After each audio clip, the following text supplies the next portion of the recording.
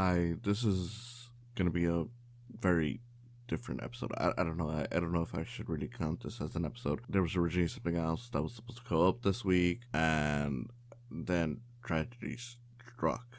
Um, this is again not gonna be your typical episode. I don't. I kind of didn't want to do this, but I don't know. Emotionally, it just felt right. Basically, if you've at all looked at news, especially if you're big into entertainment, you've probably heard of Akira Toriyama and his passing. Uh, for those of you who somehow are in the dark and don't know who that is, Akira Toriyama is the creator of Dragon Ball Z. On top of that, he did a lot of stuff. Doctor Slump, uh, provided the designs for Dragon Quest, Chrono Trigger. I don't know if he provided the story for those as well.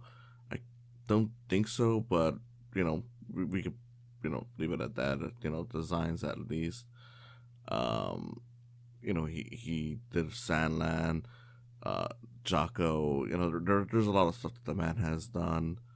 But of course, most people know him as the creator of Dragon Ball, and yeah, big figure in a lot of people's hearts and minds. I mean, there's a whole joke about how he essentially, like how Dragon Ball is so big in Mexico that like the cartels would apparently, you know, stop doing stuff while new episodes of Dragon Ball Super were going on, and there was stuff like that. I mean, obviously a lot of that stuff is probably just made up for memes, but yeah, I mean the show's really that big, and well, not even just Mexico, but all of Latin America, and yeah, realistically around the world. You got so many cultures that just love Dragon Ball. Um, but even then, it's like even stepping beyond that, the thing is that the guy really did a lot uh, for you know for entertainment. I mean, again, like Dragon Ball would be enough. I mean, that in and of its own shaped a lot of like what you know as shonen mangas, like the tropes and whatnot. But even beyond that, I mean, before that, he did Doctor Slump, which you know never got as popular as Dragon Ball did here in America, but it did shape a lot of like the more comedy aspects in manga when that was a thing. Didn't last as long as Dragon Ball, of course, but it still gets brought up every now and then. I mean, they even had an episode of Dragon Ball Super where they crossed over with Doctor Slump, and for those of you who have never seen it, great stuff.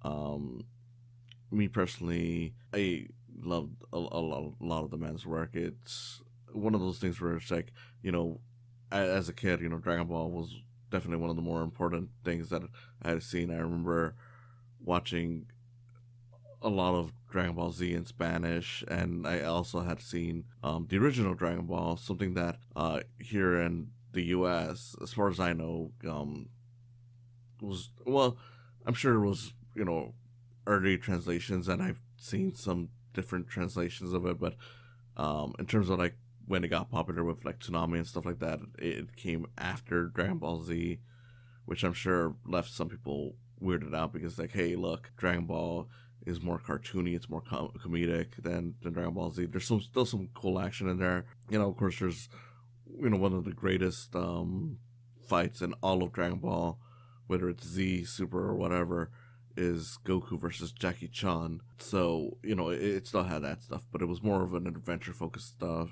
thing. And unlike Dragon Ball Z, which a lot of those US dubs tried making more serious than it was. Like, not that it wasn't serious, but it definitely had more comedy than what a lot of us here in America got. They couldn't really edit that out so easily for Dragon Ball, so of course it was kind of, I don't know, I guess you could say like whiplash for Dragon Ball Z fans here when they saw Dragon Ball. It's like, wait, this is the prequel. But then again, even if you watch Dragon Ball then got into Z, it would still be weird because it's like, hey, look, it starts off as this Journey to the West, Rift. It's all mystical and whatnot. And then out of nowhere, we find out that the main character has been an alien all along. It's weird, but that was the charm of Akira Toriyama's work, is that it was unafraid to go weird. Like even in Dragon Ball Z, you know, you'd eventually get like the reveal of like, oh yeah, this is the ultimate evil in all of the universe, and it'd be this pink, fat guy with a cape, uh, who just likes eating candy. And of course, there's even more backstory to it, but that's pretty much how we're introduced to evil incarnate in the whole universe. So great stuff. And like I said, for me personally, I did really get into a lot of Akira Toriyama stuff. Outside of Dragon Ball. You know, I saw Doctor Slump as a kid and didn't really get the appeal of it. Then I started rereading some of that stuff as I got older, and I found out like, oh, okay, this is really funny. It's dirty. It's really dirty in comparison to Dragon Ball, but it is really funny and it's really goofy. There's a lot of charming characters in it. I really liked Sandland. I'm glad that that's finally getting some notoriety. Like they're doing a movie. Well, actually, it already came out, but here in the U.S. it hasn't. So that's cool. They're making a game out of it.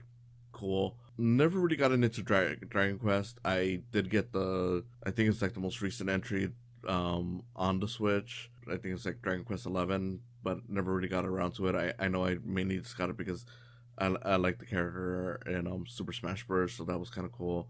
Which hey, people always wanted Goku in Smash, and that's at this point the closest you can get to it. So that's pretty cool. Played Chrono Trigger, one of the greatest video games of all time, and again that shows you how great Akira Toriyama is. Again, I'm not 100% sure how much he was involved story wise, if at all. But even then, it's like the character designs, are just great, and there's no way that game would have been the same without that, at least.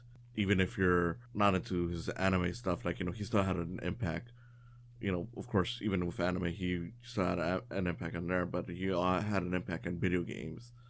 So it's just crazy, and just knowing that the man is gone. He passed away at the age of 68, which is fairly young. Like it's still, of course, a full life, so to speak. But given how long people could live, is like definitely way too young, and it's crazy. I don't know. I really don't know how I could say anything to really put honor to the man's name. This is really just, as much as it goes, just me venting over my feelings of like, yeah, man, I really loved a lot of this guy's work. His art was always impressive. His characters were fun. His stories were charming. His worlds were charming. Just seeing all the people gushing about it on my timeline just really puts into perspective how much this guy, mattered to so many people, artists and storytellers alike. And it even highlights like, yeah, this is why people liked his work. I already knew that the world of Dragon Ball was always weird. I mean, again, here's this mystical thing, and then out of nowhere, aliens. But seeing people just gush about like the details of it really puts into perspective how much it really stood out in comparison to other worlds. Like a lot of the architecture in the world is unlike anything else. You had a lot of devices in there that were futuristic, yet you had creatures in there like dinosaurs, so it brought it back to the past. But then you had magical creatures, you had scientific creatures, you had all these kinds of things, and it never once felt like it was questioning itself as to what it was. It was always so sure of just being the world of Dragon Ball.